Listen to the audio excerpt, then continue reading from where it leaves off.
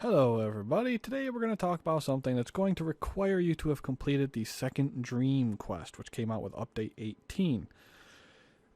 I understand some people probably haven't gotten that far yet, so I just want to take this point of time to throw out there that this does contain spoilers to what happens during that quest. So if you have not completed that quest, I would urge you to go out and do so before returning to this video. Because quite frankly, this video really won't do anything for you until you've beaten the quest and unlocked the system anyways. So, last chance. After this, you get into spoiler territory. Play the game. Get that done. Come back. Everybody is still with me? Already done it, right? Okay. What we're talking about today is the Focus system, which is currently in beta enhancement or system or whatever you want to call it for Warframe that got added at the end of Update 18. Now, it's something that's been talked about for a while, and its purpose is to give people who are level 30, rank 30, something to do with all that excess affinity they got. Now, what happens is you're going to pick some paths and things like that, but the main component involved here is going to be called a lens. If you go to the market, you go to equipment, and then components, you will find a whole bunch of lenses. You will theoretically not find these until it's available to you. The 4 credit ones are, of course, blueprints in order to make these. How useful they are is debatable. The 40 platinum ones are greater lenses, and the difference between a normal lens and a greater lens is a greater lens earns you more focus points. So you can buy them for 40 plat from the market. You can also get them as rewards, normal lenses, I should warn, from the sortie system, which we'll get into in some other episode. As you can see, all of the lenses are right up in there. In order to make a greater lens, it takes 4 of the little lenses. You can, as far as I know, trade the normal lenses.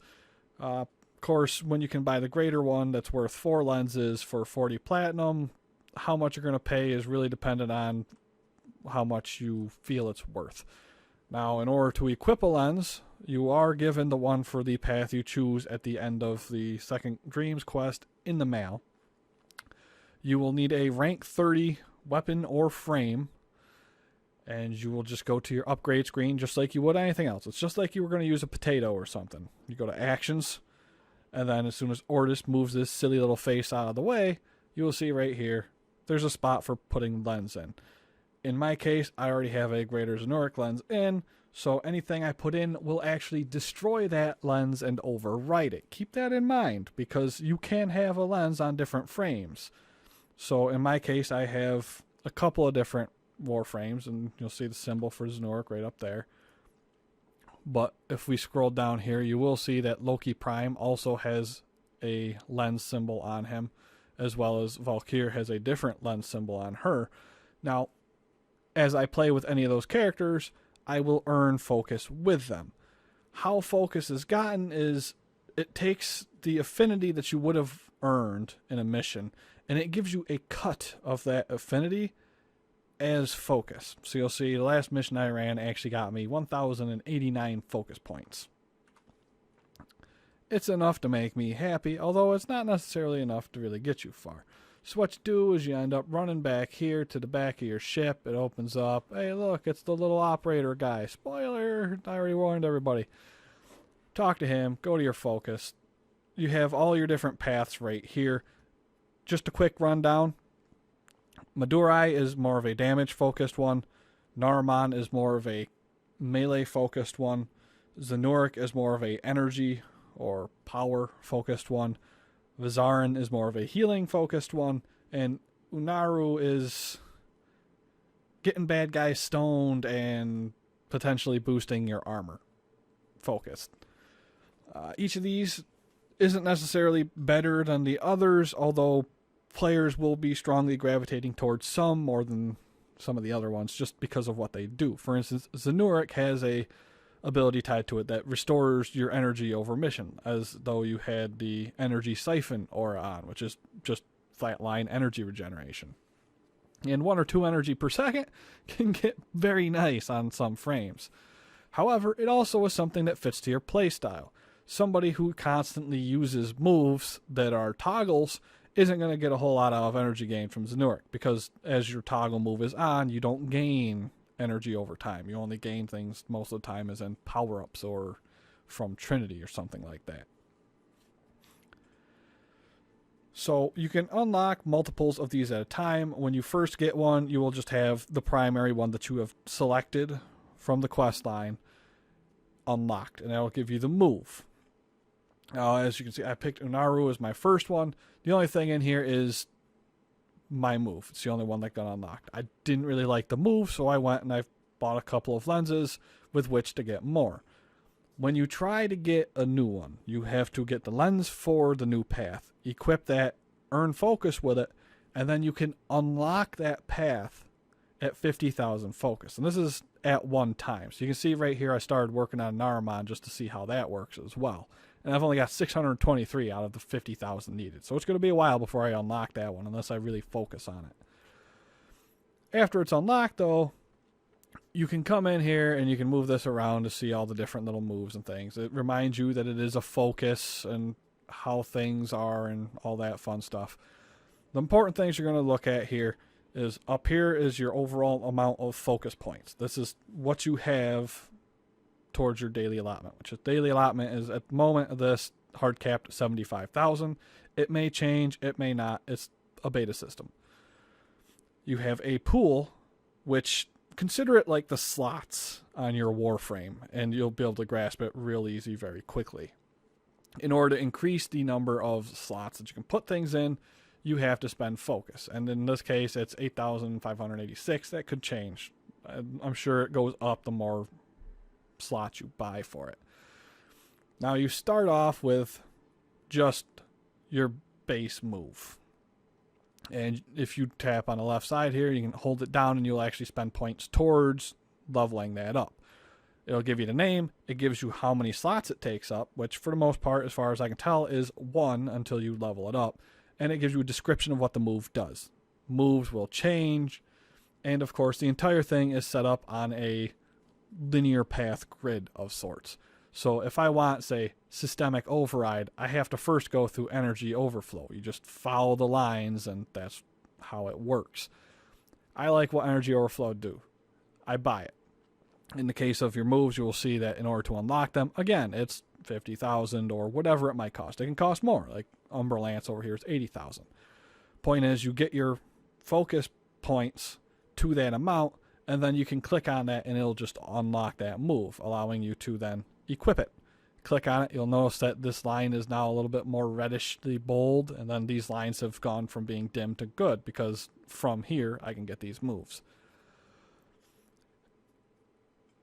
You'll notice that this is 2. It costs 2 because it is a rank 2. You can see indicated by the little circle that's filled in. If I want to put more points into it to try to level it up, I just, again, click and hold on focus. I only had 1,000, so it didn't take long to put them all in there. You will notice this says passive as opposed to Void Pulse, which does not say passive. And you will also notice that as I install more things, more augments, if you will, the casting time, the cooldown of my Void Pulse goes up.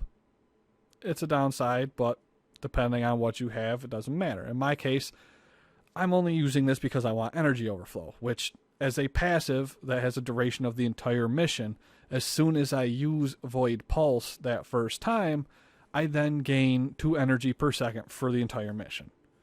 So I'm not really worried about how long it takes for my Void Pulse to cool down, because I'm going to use it the one time that I can just to get the energy regen, and then I'm good.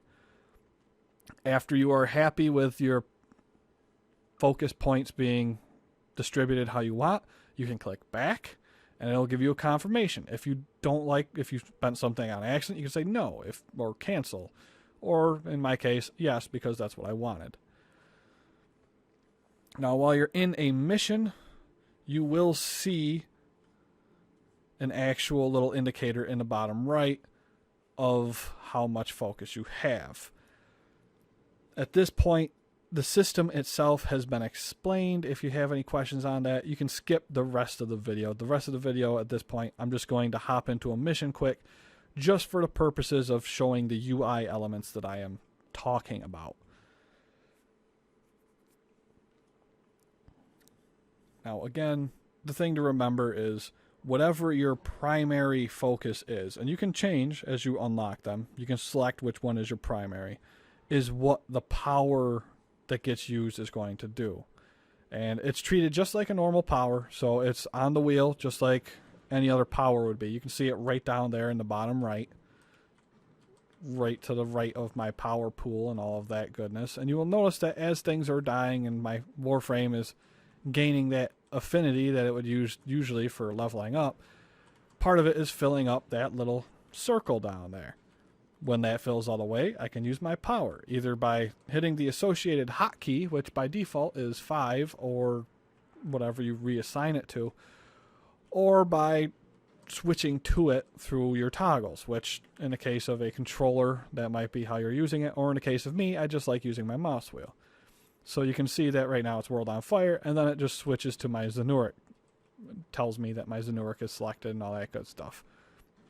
The only thing that currently isn't actually up to date as far as that goes is you'll notice that there's still only 4 wheels on the mouse indicator. If you're a heavy user of that, you might end up getting a little bit confused when you're stuck on the 4th one and you're actually on your special 5th move. Now, it's going to take me a little while to get this thing filled up because it fills up with affinity, and obviously I'm doing a low-level exterminate mission here because I'm not really too worried about things. But you can see where, indeed, the UI element is located, and if I end up gaining enough during this mission, I will activate it so that you can see it. Now, again, there's... oh, how can I put it?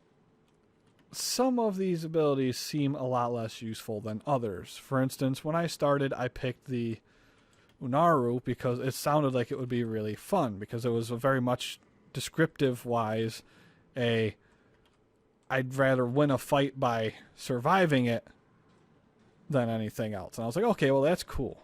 And now I'm going to get invaded while I'm in this, so bonus points, I will definitely end up having enough of my affinity gauge here filled up.